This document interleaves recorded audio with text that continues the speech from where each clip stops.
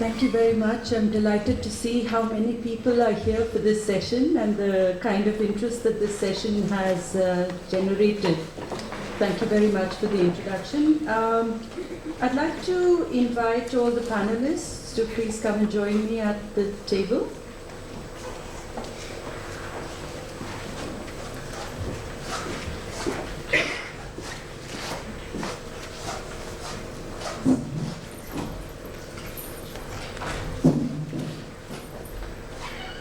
I realize we're about an hour behind time, and I am hoping that we will be able to stick to an hour's session as originally planned. I've asked panelists to please present their views succinctly, in the hope that we will have time for audience questions, which I think are a great part of any conference. So that's a little discussion we had beforehand. I'm hoping that will come through. As you know, in this new age, mixed methods evaluations are the usual way in which we proceed. And I think this panel therefore has a special relevance when we're thinking about impact evaluation. Given that numbers are the dominant way in which we do conduct or we consider evaluations to be the best, the question arises, why should we look beyond numbers? Those of you who run programs and projects will know that there are always some inputs and some results which can be counted, and then there are inputs and results which cannot be counted. And yet the effect of the project or program includes the effect of both, the inputs that can be counted as well as the inputs that can't, the results as well. Some of them, the effect of the project is also determined by the results that cannot be counted. So what alternate methods are there that we can apply that will explore the full impact of our work? That's what we would like to explore. There is a bias among us when we think about data and data use, and it stems from the kind of audience that we have here and the kind of presenters we have here. It is biased towards what is correct and incorrect data, which needs to be used by evaluators. But remember that data is not always collected for evaluators. Data is often collected for other people who are also looking for impact. And I'm hoping that this session will address that need as well. So let us hear from the practitioners. We have practitioners from the fields of health and education, I believe. I'm not sure if any other fields are represented here. It's my privilege and pleasure to introduce the speakers of this morning to you. And I'm very much looking forward to what they have to say. Just give you a very quick background on all of them, if I haven't lost the profiles, which I seem to have done. Okay, excuse me. Can I get another set? Thank you. I think I must have put it in my other bag. Thanks so much. Do we have an order in which we are speaking? Okay. I'm going to start with the speaker seated directly to my right. Ms. Aparna Seth is a postgraduate holder of a management degree, and she has progressive experience in evidence-based program evaluation and development practice. She's anchored over 35 impact evaluation studies and is working at Sambodhi. She has many areas of expertise, and therefore I think what she has to say will be of interest to all of us. So Aparna, please go ahead.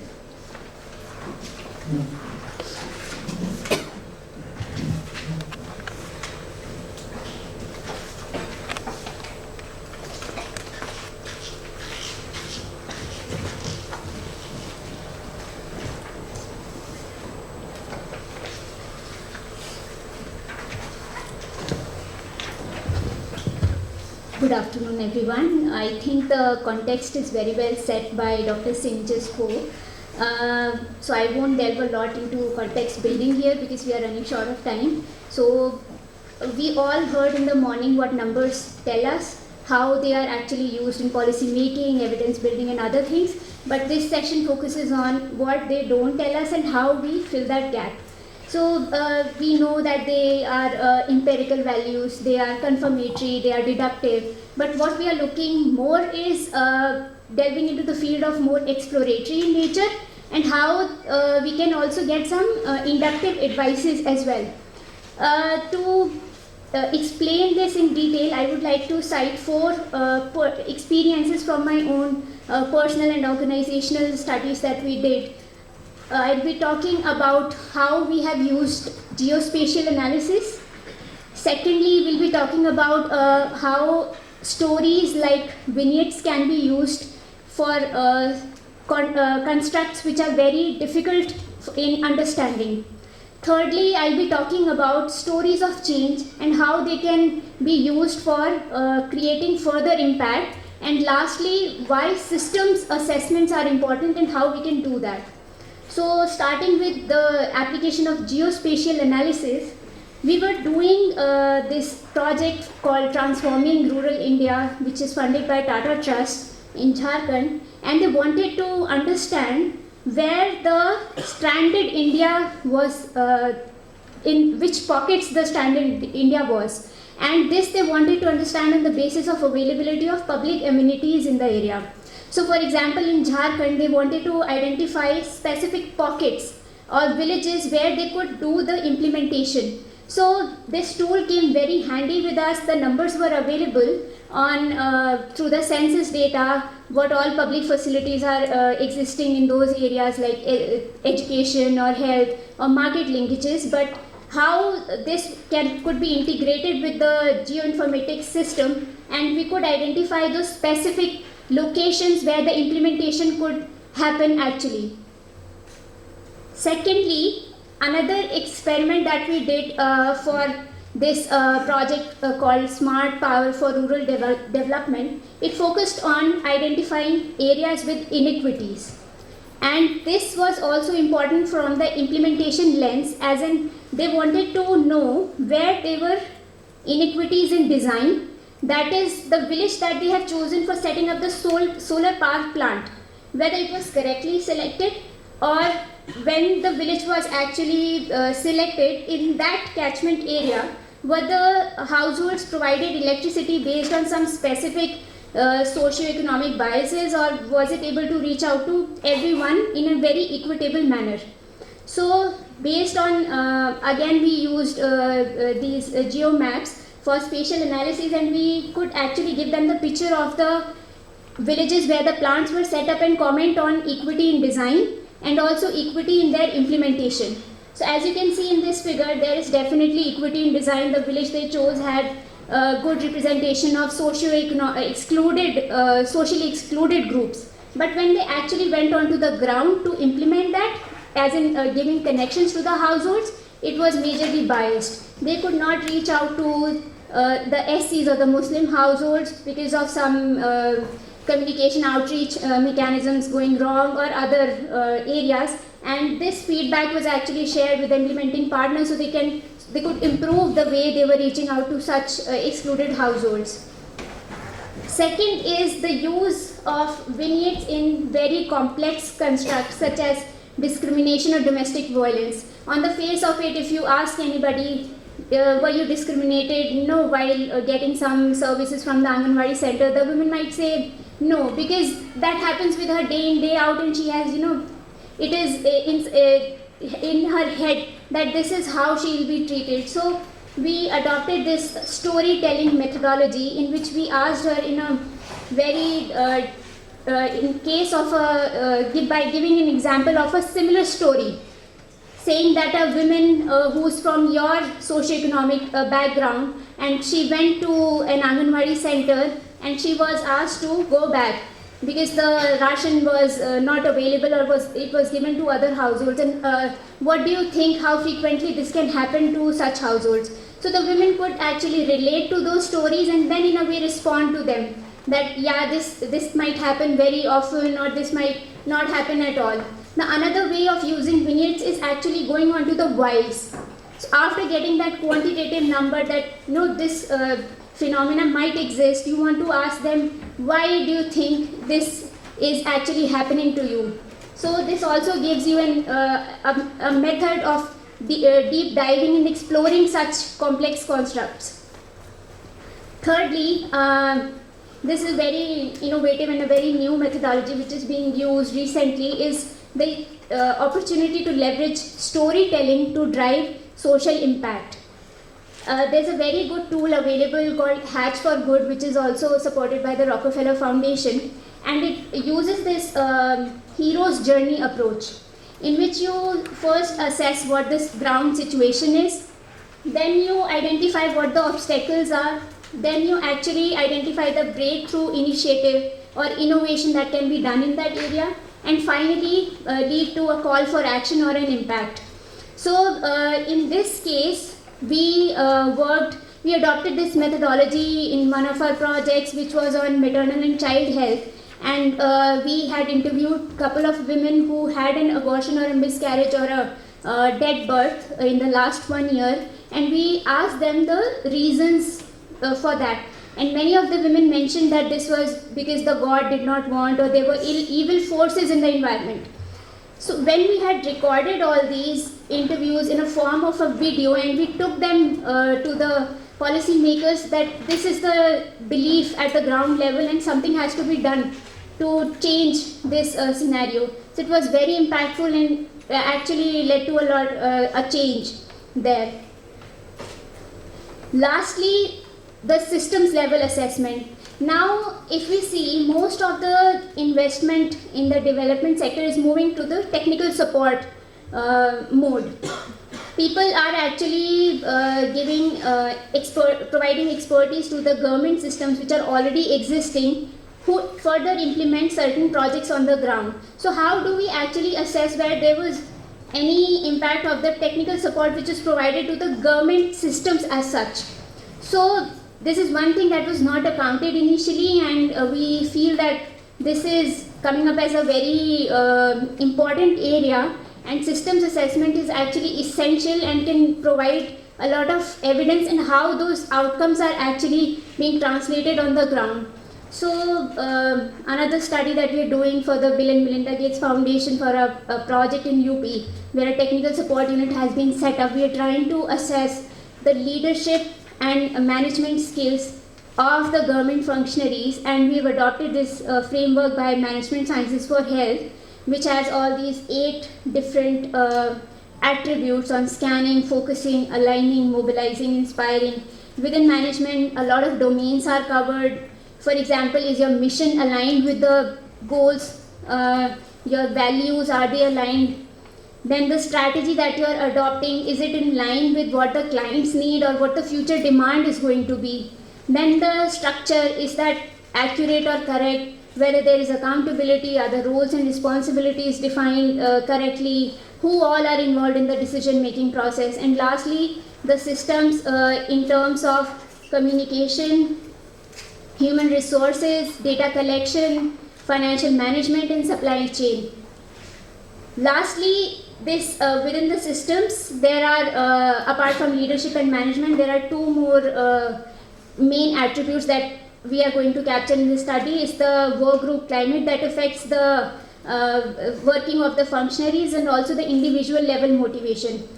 I would like to close here by saying that through this session, we don't want to say that we should not use numbers, but we should go beyond using the numbers with numbers.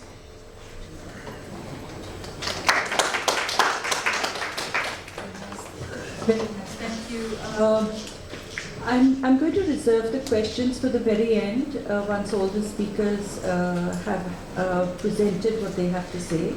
I'd like to move now to Dr. Sheikh Kabir. Is a senior research scientist and adjunct associate professor at PHFI. He's also director of the Health Governance Hub at that institution. He has, he's also holding several other hats. I see that he's an honorary senior lecturer at the LSHTM, Asian Century Visiting Fellow at the University of Melbourne, visiting professor at BRAC University in Dhaka, and visiting expert in residence at the universities of Cape Town and the Western Cape. So as you can see, a very, very distinguished researcher, and we look forward to hearing from him.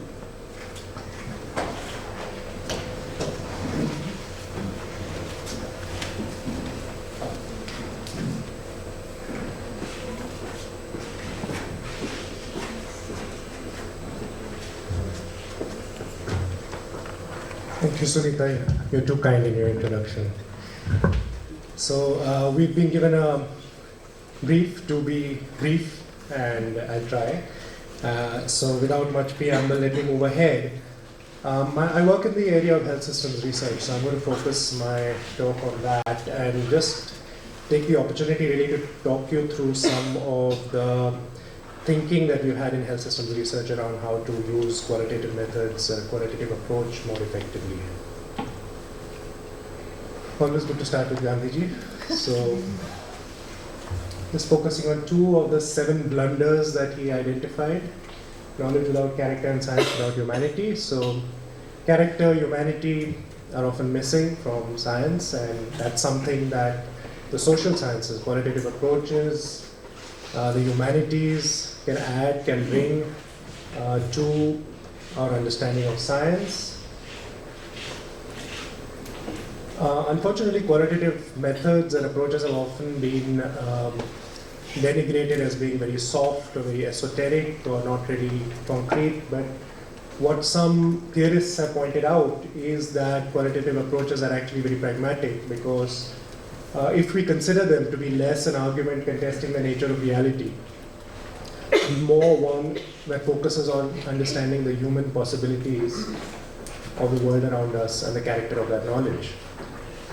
So if we don't focus on provability, if we don't look at qualitative knowledge as evidence that has to be proved, that has to be established, but we look at it as wisdom and insight that gives us something specifically different from what numbers give us, then we may be able to extract more value from it.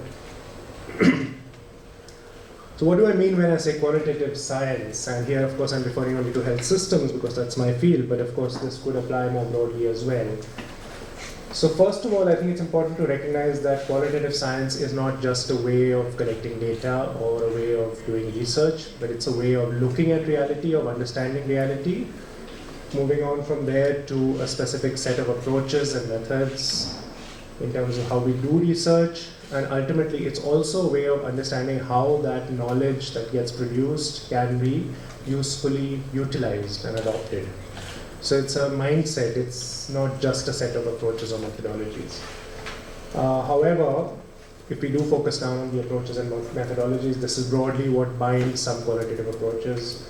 So they obviously use mainly qualitative means of inquiry. They focus on actors who work in the health system and try and understand their perspectives, how they relate to each other, how they take decisions. They're attentive to social and political context, which is often missing, especially in our technocratic disciplines. Very important to note, they don't follow the same criteria for rigor as quantitative approaches do. So there's no point talking about randomization, validity, features like that, because there's an entirely different set of criteria. And they follow a nuanced understanding of the relationship between research and policy. And I'll try and explain that a little bit more in detail. So the next slide, which I'm trying to get to. Okay. So if we start with just thinking about how we envision health systems from a qualitative science perspective, so we don't look at a system only as a utilitarian entity, as a mechanistic entity. It's not just there to produce particular outcomes, but it exists within social and political context. It's shaped by politics, culture, and also very importantly, decisions are not only taken at the top, they're often taken at all levels of the system. Problems and solutions are related to complexity and to understanding complexity. And since this conclave is specifically on impact, it's important to note that impact as well as consequences can be intended as well as unintended, and qualitative approaches help us to understand unintended consequences as much as intended consequences. So I'm not going to go into this. This is just a quick snapshot of some of the actual tools at the disposal of a qualitative scientist. So there are approaches in the top row, there are frameworks in the middle row, and then there are tools, specific tools for data collection in the bottom 3 rows. 2 examples of approaches that have become increasingly and appropriately popular. Realist evaluation is well known now in the development discourse. It was around, used quite often, but in a sort of a niche audience in the 90s and even the late 80s.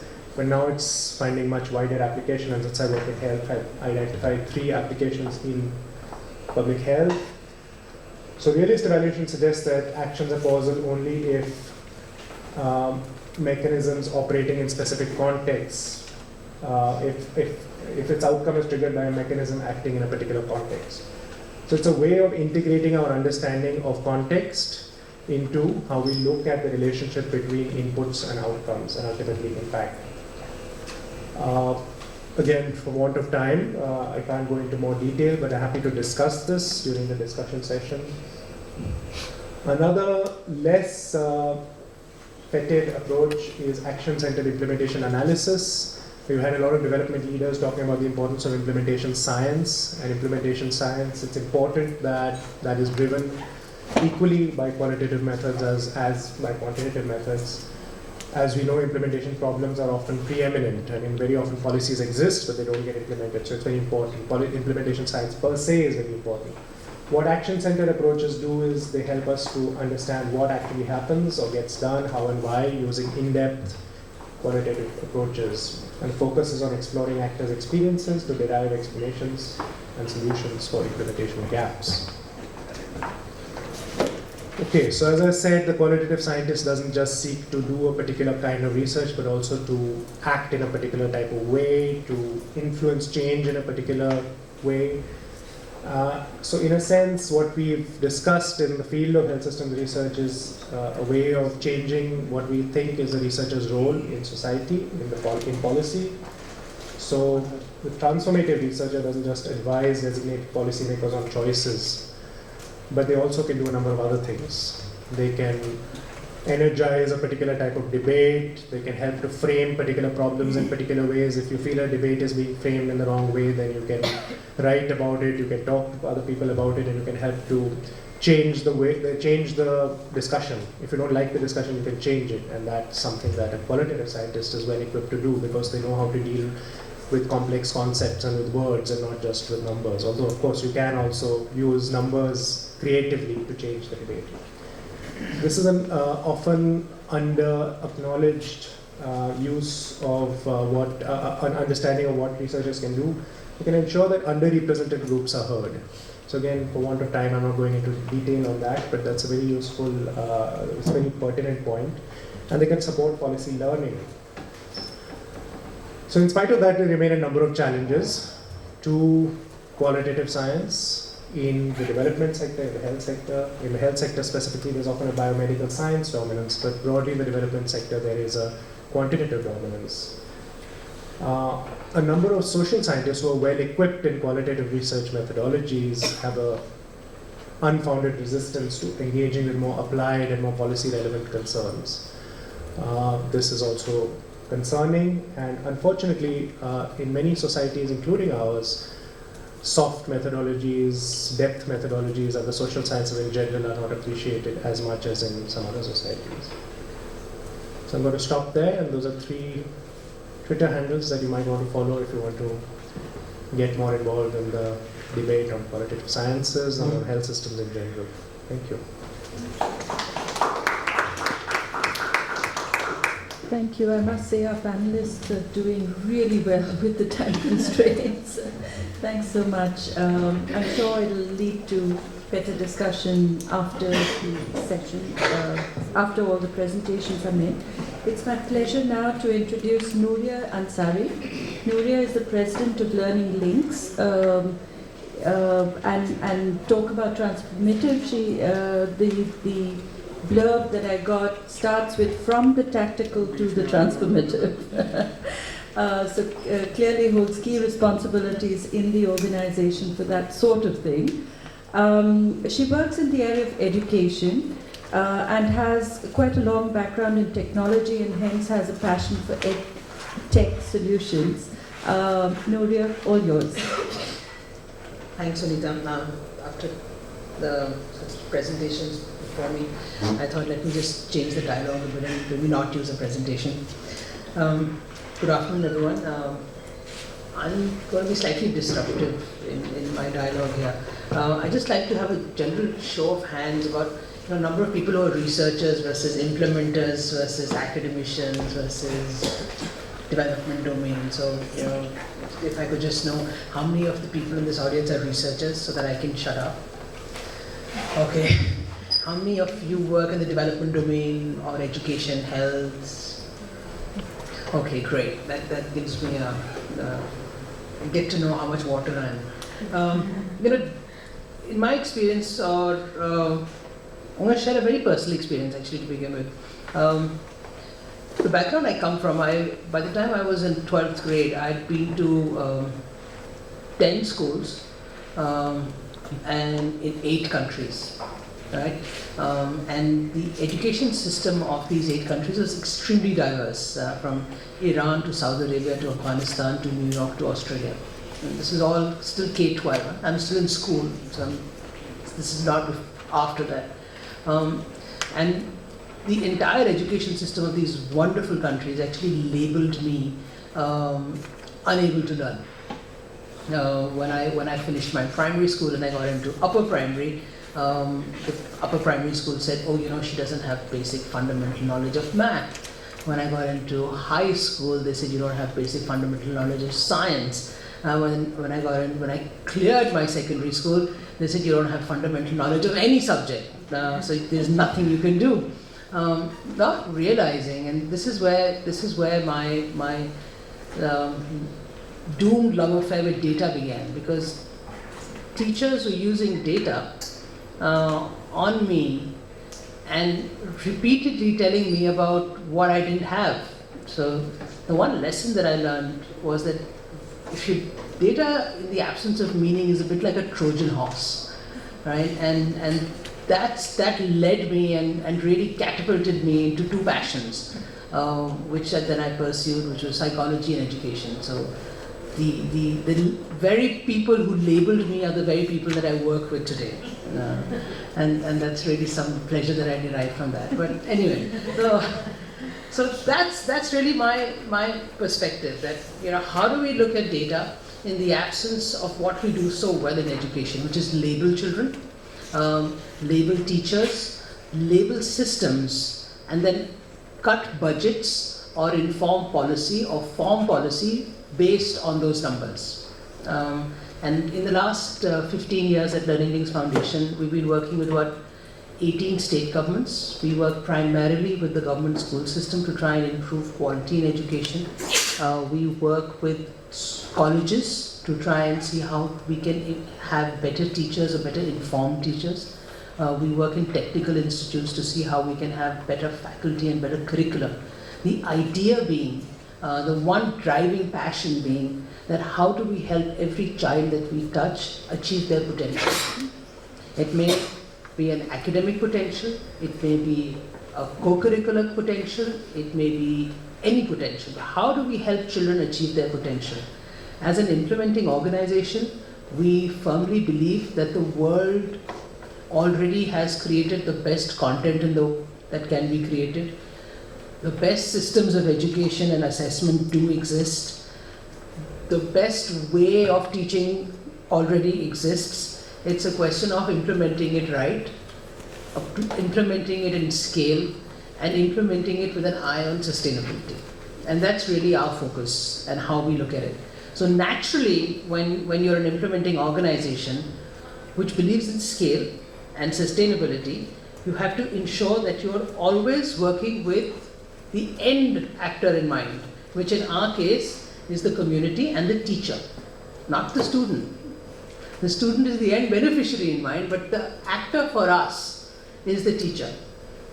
The moment I come to a teacher and say, you have 191 working days teaching 300 children, of which 50% are below learning levels, she's not interested in me anymore, right? So clearly, data from a quant perspective does not help me in implementation.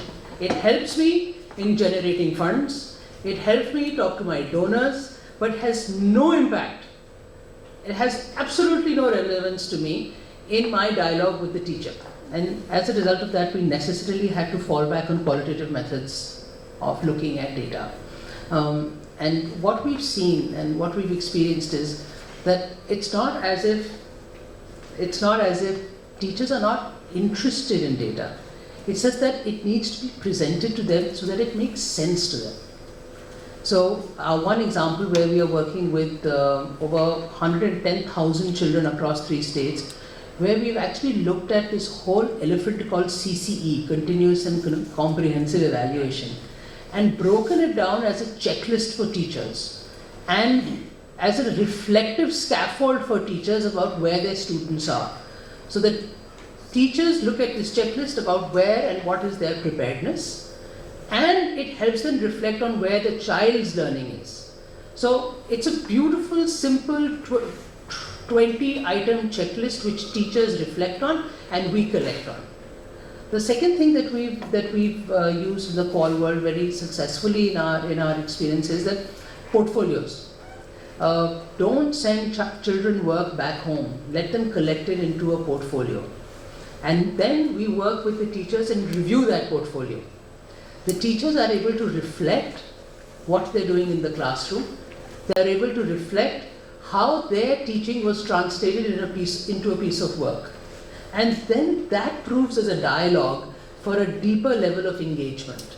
The word deeper level of engagement is something that is used so flippantly by us in the education sector because it doesn't exist. Do you ask a teacher why the student did not understand fractions? Obviously they don't understand fractions, they come from that background. Point number 1. Point number 2, migratory population will never understand fractions. So the question of why, what happened as a precursor to introduction of fractions? Did they understand what numbers mean? Did they understand, what happened beforehand? Are deeper levels of thinking that don't happen. So the portfolio way of looking at student, because student work collected over a period of time is something that has really helped us. My final point that I want to put out there on the table is that unfortunately grant giving organizations only look at quantitative data, right? And if it was for quantitative data, kids like Inderjeet in one of our schools would have become a truck driver just like his father because that's the only thing he knew. Today he's recruited in the army and he's serving in Baramulla. Would never have happened. His ability to work as a member of the Indian Army would never have been reflected if it was only quantitative data that we were looking at. If there was only quantitative data that we were looking at, we would not have Nagesh today in our system, who's actually paying for his education by being a computer technician in the same school that he's working in, and that he was a student of. And these are powerful stories that need to be accounted for and need to be counted as impact for funding. And in the absence of that, alternates to data-driven approaches will actually never come to mean what it needs to mean in the development world, which is related to grants. And that's what my final statement is. Thank you very much for listening to me. Thank you. That's 3 really excellent presentations. You've got a heavy load on your head, Samia. I'm sure she's equal to it. Samia is the Deputy Director at Praxis, Institute for Participatory Practices. And her interests are very wide: poverty, water sanitation, all kinds of things, gender, urban development rights, etc. I'm going to let her take it away and tell us what she has to say to this morning.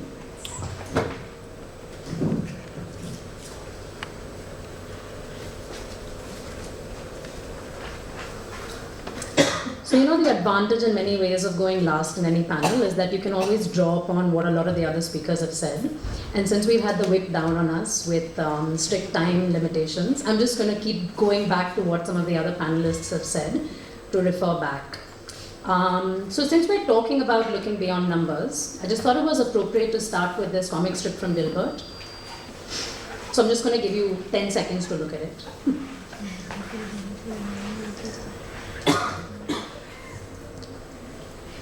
Yeah, and I think what I'm going to do is talk to you about possibly one way that an alternate to numbers was explored, an alternate to numbers in the pure form that we understand was explored, and then probably leave you with some questions or things for us to think about. So luckily, we had Aparna talk to us about some work that Sambodhi has done on measurement of equity. So I'm not really going to go into any of those elements.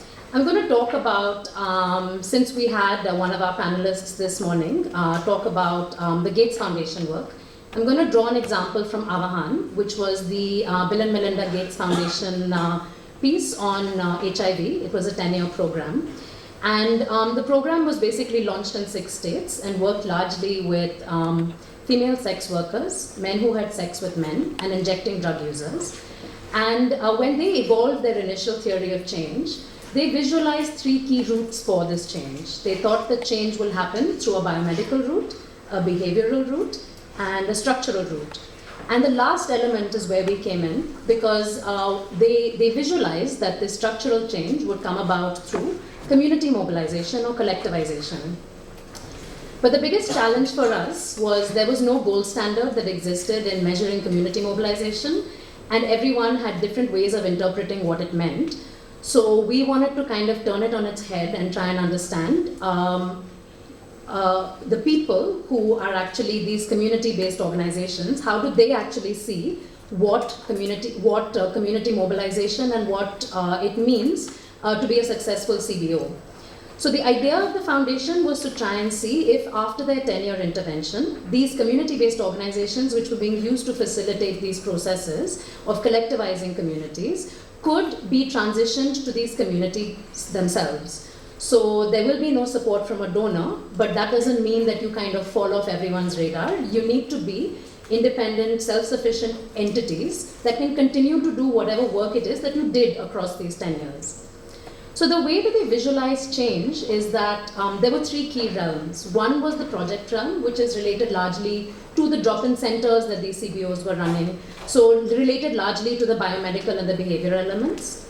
The second was engaging with the state and trying to understand why it is that certain rights and entitlements were being denied to these groups. And the third was related to wider society, which would typically stigmatize and discriminate against these groups for their life choices. So the vision was that in each of these realms, they would move, for instance, in the project realm, from being mere users of a project to managers to eventually owners of it, and similarly in the state, by just being aware of rights, to be able to demand it and then to actually claim it. And again, with larger society, visibilize your stigmatized identity, be able to negotiate that identity, and then assert that identity to get whatever it is that you need. So all of this was really wonderful because in theory, it's great. But when it actually comes down to the brass tacks, what we did was actually spend close to about 3 to 6 months spending time with leaders of different community-based organizations, because geographically it was a very dispersed set of states that the foundation was looking at. You had a few northeastern states and you had a few southern and western states.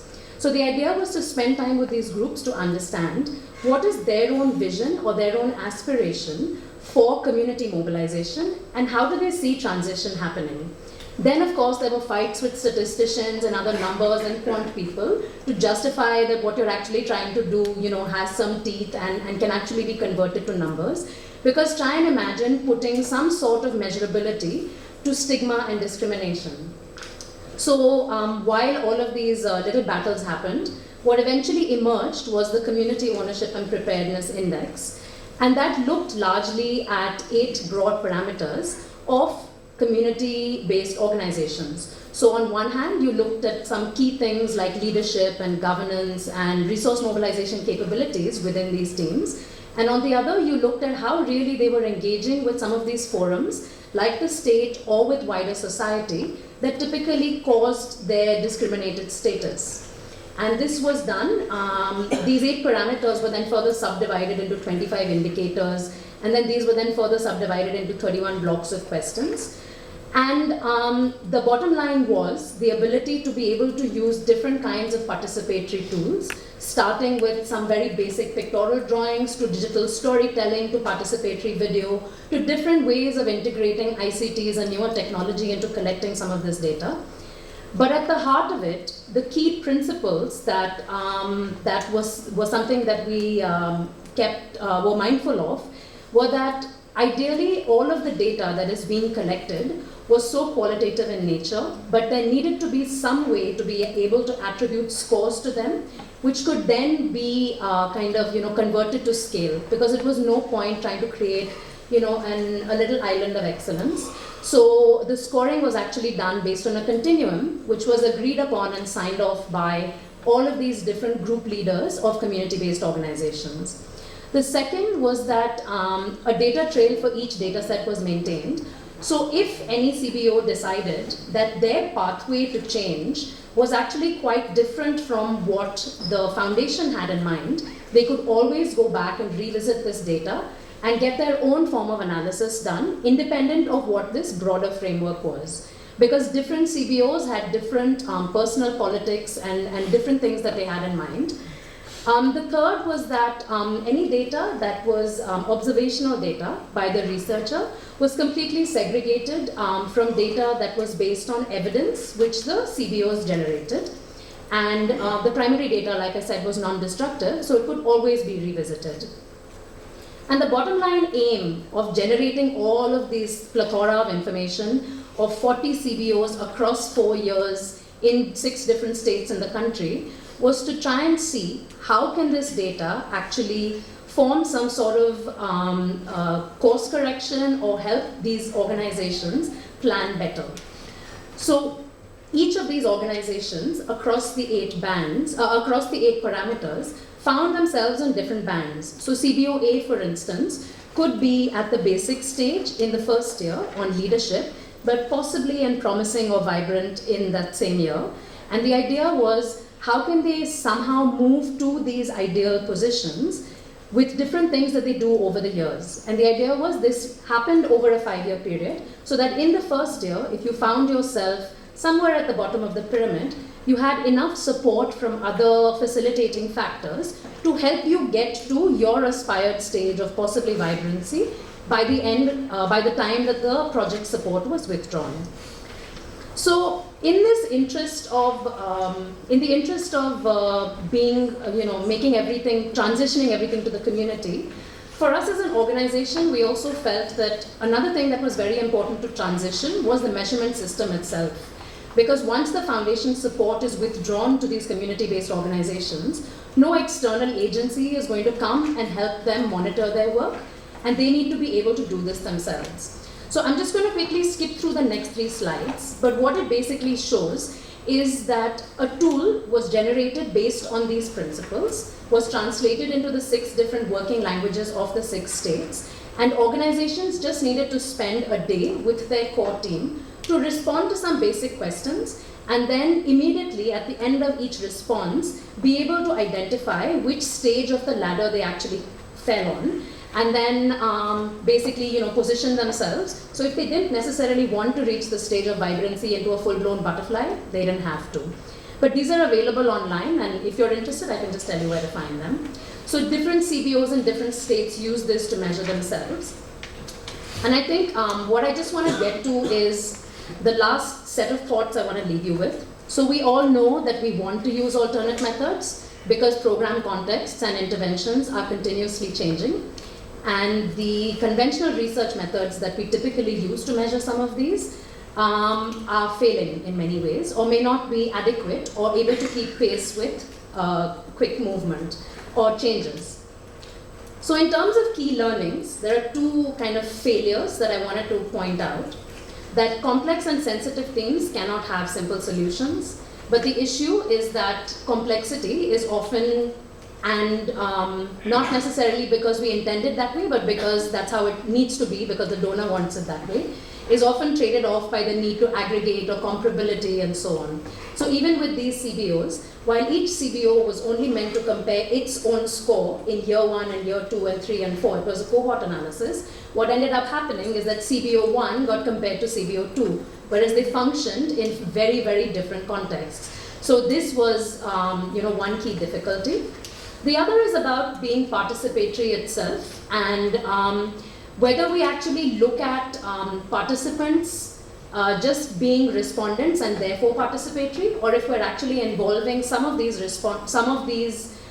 people who are going to use the data in design and creating your analysis frameworks. Because if it's not the latter, then it's just very tokenistic and it's extractive.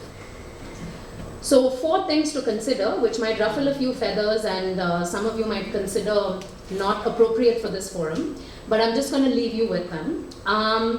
The first is to actually look at whether there are ways for the measurement framework itself to trigger the kinds of changes that you intend for the project to kind of demonstrate or showcase. So can your measurement framework become empowering enough to do something like that? The second is, do we just use alternate methods for the sake of using alternate methods? Or do we acknowledge that some of these alternate methods have the empowering power or the ability to almost be like a right to information potential embedded within some of these?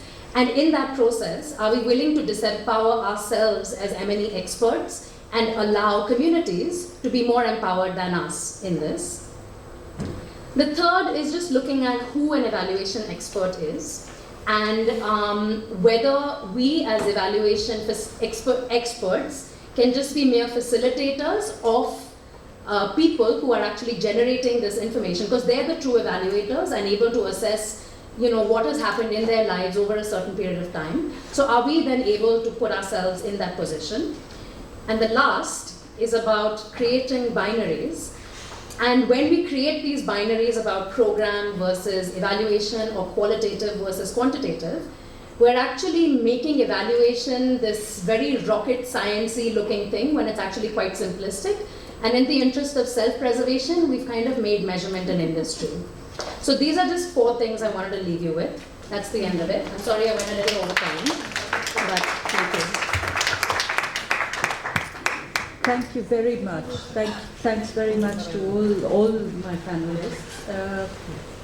You guys have done a really great job with sticking to time and to presenting some really provocative thoughts here.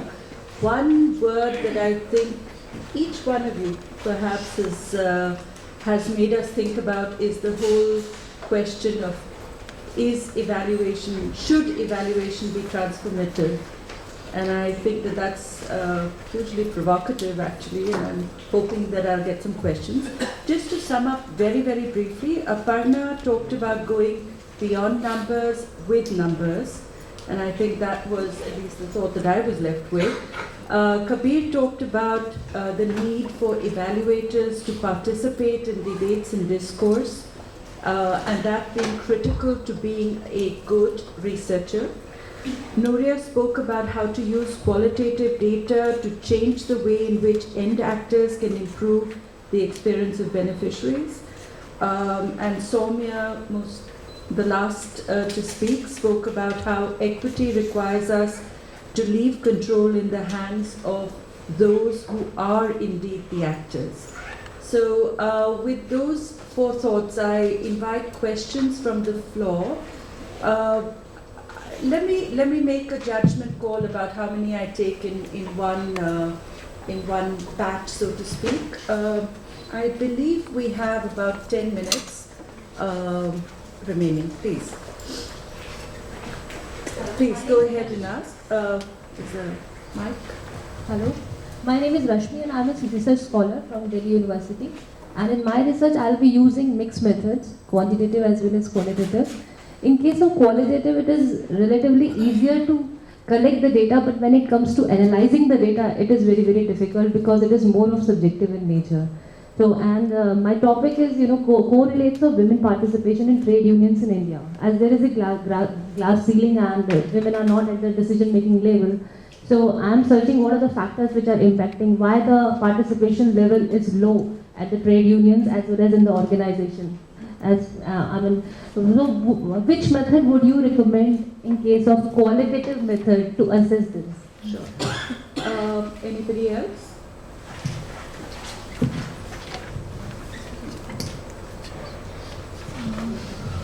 I'm Paramita and I work with Kotak Education Foundation. I would like to know that in our development sector, when donor asks for the mostly the numbers, if the money is justified used or not. I understand that Ms. Ansari's point of when we have a dialogue with the actor, which is very, very true. But even in, I would like to know that when you are trying to making a change, and sometimes this like behavioral change or habit change, and sometimes it really takes time, and you do not have real numbers to show. Like the same example, like when you look at the teachers and you are doing a teacher skilling program, where you want to realize the whole, whatever you explain from the same point of view, and you do not have any numbers to show to the donor. You may have the numbers of sessions, but you are not really able to show that what are the real changes happening. So in those cases, what you would like to say? Because these case studies are most of the times are not enough accepted. Thanks for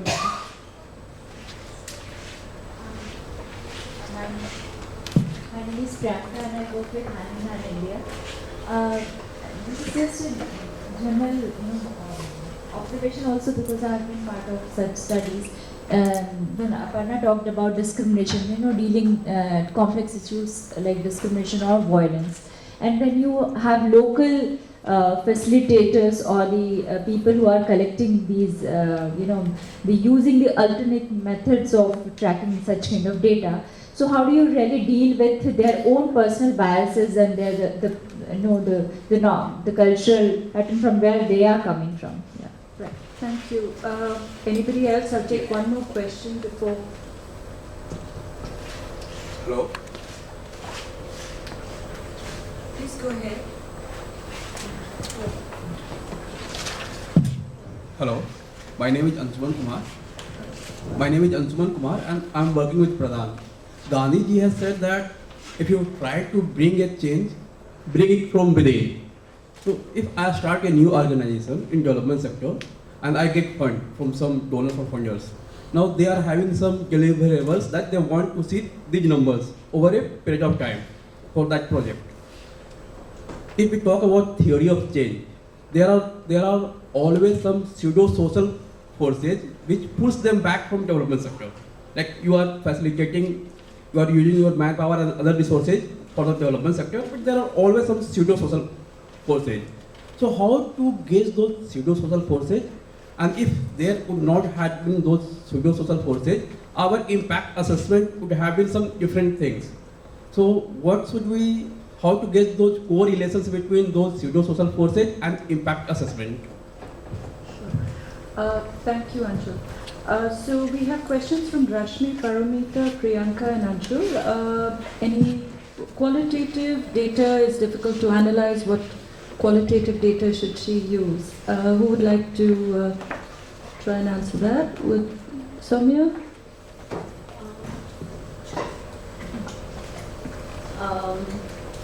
So I'm going to be safe and say that, honestly, it's very difficult to say what's going to work for sure in the specific context that you have.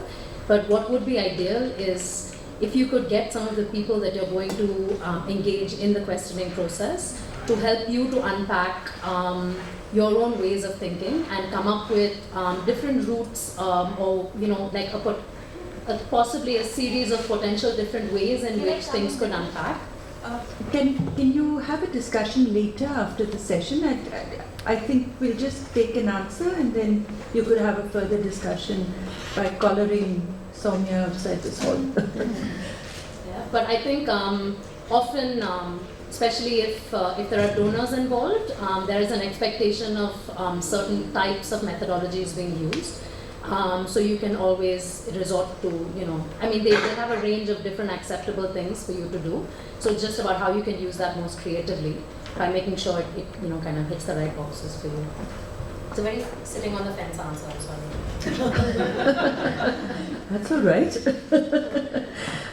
I think, Paramita, you pretty much got an answer as well on the same basis. Aparna, would you like to talk about personal biases and how? This is a very important point that you raised actually. In such difficult constructs, personal biases is one of the most important things that needs to be taken care of. For example, if we were in the case when we decided to go for the use of vignettes, the amount of training that went in for the ground functionaries to pose those questions to the women was very difficult, because they had to be trained on the entire concept as such, and to be told that you don't have to be judgmental at all and you have to leave it to the women to respond, because for the women also it will take some time that those, a story that she has been facing for generations has been posed on her and she has to respond in those 5 options. So I would say in such cases, if you're using modern of stories, it has to be as close to the personal experiences as possible, first of all, and secondly, the amount of capacity building that is required for the the ground functionaries has to be more than what would go in any other situation, and then only I think there's a possibility of going, avoiding such biases to creep in your studies. Thank you. And finally, the question on what was termed pseudo-social forces. I would prefer to call them conflicting social forces. Just my prerogative, I guess. I don't know if Kabir and or Nuria want to respond to that.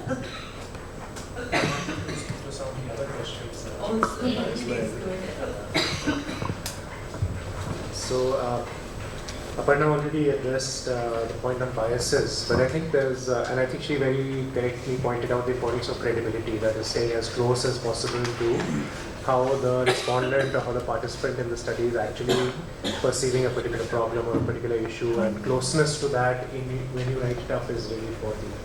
But I think at some point also it's important to recognize that as qualitative researchers we can never be free of bias, and we embrace bias actually in some ways. We embrace our subjectivity in doing the research. There's a term called reflexivity. It means trying to understand your own positionality within the research, trying to understand your own process that you've been through, and writing that up in a transparent fashion. So in a way, what we do is, even quantitative researchers are not free of bias, because the bias reflects in the way that they frame the question, the way they do the study. So the reflexivity is a broader, concept that can be used quite effectively. For the question on, I was struck by somebody made a point that qualitative data collection is easy, and I'm afraid it's never been easy for me. So I mean, I said that relatively easier than analyzing the data. Okay, well, that doesn't hold true for me.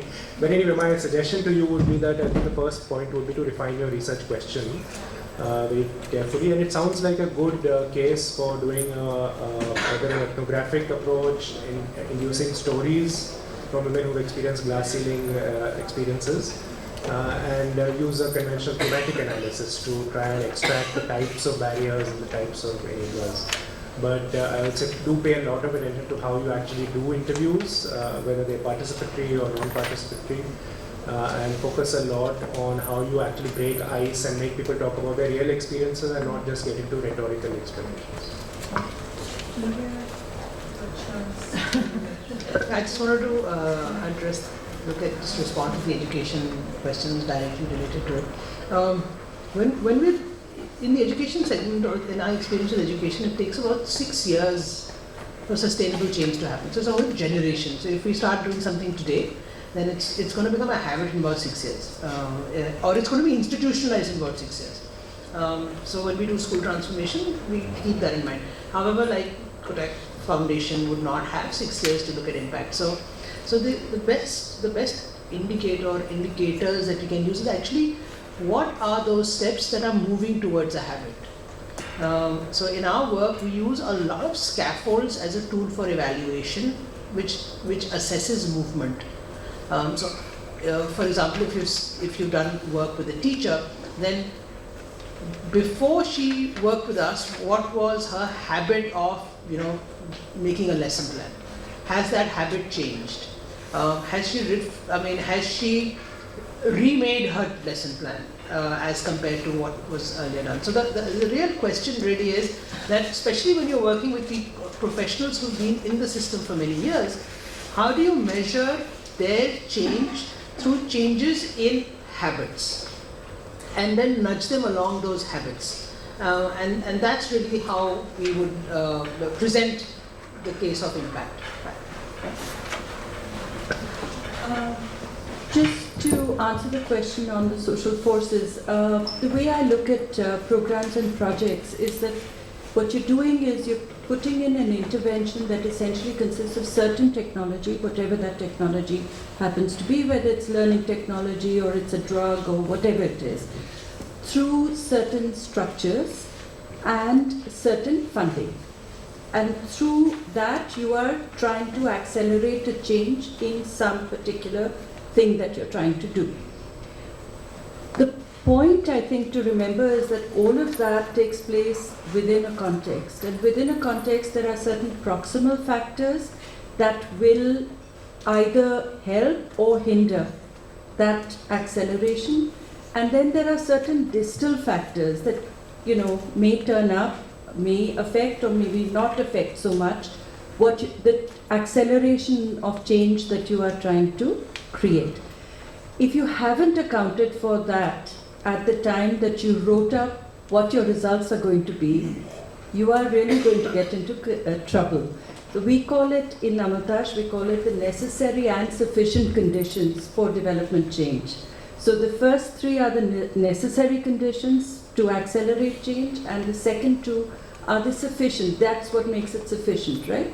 So if I were you, I would be looking at the whole of it and making sure that whatever results you're promising to a donor or to whoever or to yourself are results that you can take, that you expect to achieve after taking everything into account. And there will always be conflicting social changes. None of them are bad. They're bad for you. They're not bad for everybody else. So I think context is critical. So that would be my advice to you. Thank you very much. I believe we're out of time, despite the fact that my wonderful panelists did such a great job with keeping to time. Thank you very much all for being a great audience.